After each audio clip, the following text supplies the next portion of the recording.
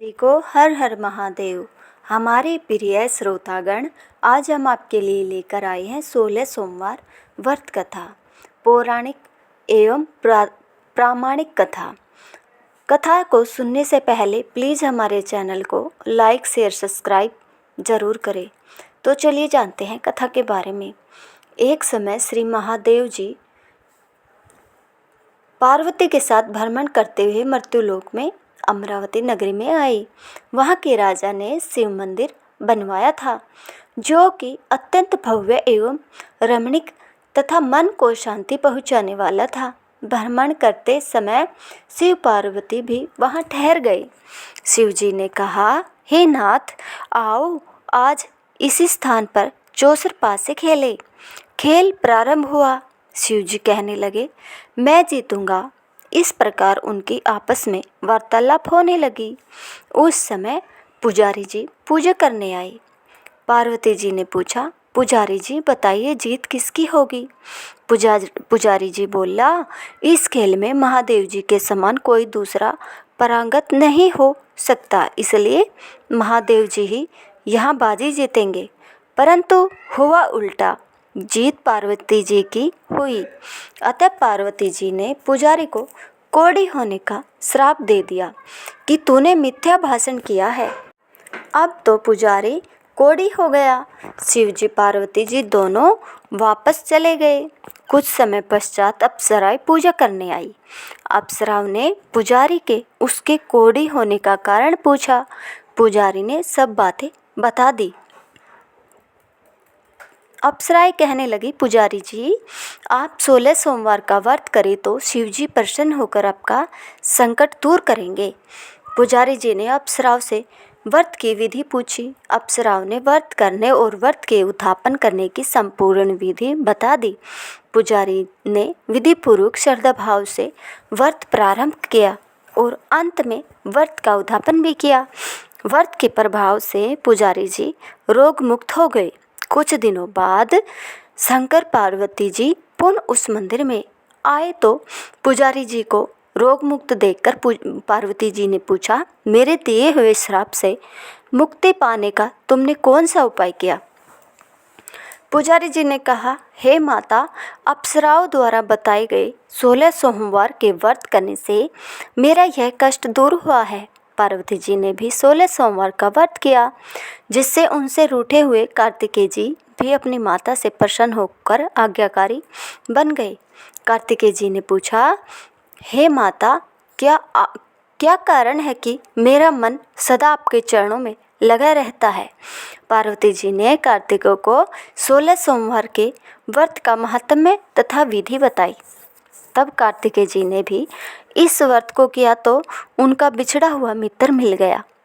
अब मित्र ने भी इस व्रत को अपने विवाह होने की इच्छा से किया। फलतः वह विदेश गया। वहाँ के राजा की कन्या का स्वयंवर था। राजा ने प्रण किया था कि हथनी जिस व्यक्ति के गले में वरमाला डाल देगी उसी के साथ राजकुमारी का विवाह करूंगा। यह ब्राह्मण मित्र भी स्वयंवर देखने की इच्छा से वहां एक ओर जाकर बैठ गया। हथनी ने इसी ब्राह्मण मित्र को माला पहनाई तो राजा ने बड़ी धूमधाम से अपनी राजकुमारी का विवाह उसके साथ कर दिया। तत्पश्चात दोनों सुखपूर्वक रहने लगे। एक दिन राजकन्या ने पूछा, हे नाथ, आपने कौन सा पुण्य किया जिससे हथनी ने आपके गले में वरमाला पहनाई। ब्राह्मण पति ने कहा, मैंने कार्तिकेय जी द्वारा बताए अनुसार 16 सोमवार का व्रत पूर्ण विधि विधान सहित श्रद्धा भक्ति से किया, जिसके फल के कारण मुझे तुम्हारे जैसी सौभाग्यशाली पत्नी मिली। अब तो राजकन्या ने भी सत्य पुत्र प्राप्ति के लिए व्रत किया और सर्वगुण संपन्न पुत्र प्राप्त किया। बड़े होकर पुत्र ने भी राज्य प्राप्ति की कामना से 16 सोमवार का व्रत किया। राजा के देवलोक होने पर इसी ब्राह्मण कुमार को राजगद्दी मिली। फिर भी वह इस व्रत को करता रहा। एक दिन उसने अपनी पत्नी से पूजा सामग्री शिवालय ले चलने को कहा, परंतु उसने पूजा सामग्री अपनी दासियों द्वारा भिजवा दी। जब राजा ने पूजन समाप्त किया तो आकाशवाणी हुई कि हे राजा, तुम इस पत्नी को त्याग दो, नहीं तो राजपाट से हाथ धोना पड़ेगा। प्रभु की आज्ञा मानकर उसने अपनी पत्नी को महल से निकाल दिया। तब वह अपने भाग्य को कोसती हुई एक बुढ़िया के पास गई और अपना दुखड़ा सुनाया तथा बुढ़िया को बताया, मैं पूजन सामग्री राजा के कहे अनुसार शिवालय में नहीं ले गई और राजा ने मुझे निकाल दिया। बुढ़िया ने कहा, मुझे मेरा काम करना पड़ेगा, तुझे मेरा काम करने पड़ेगा। उसने स्वीकार कर लिया। तब बुढ़िया ने सूत की गठरी उसके सिर पर रखी और बाजार भेज दिया। रास्ते में आंधी आई तो सिर पर रखी गठरी उड़ गई। बुढ़िया ने डांटकर उसे भगा दिया। अब रानी बुढ़िया के यहाँ से चलते चलते एक आश्रम में पहुँची।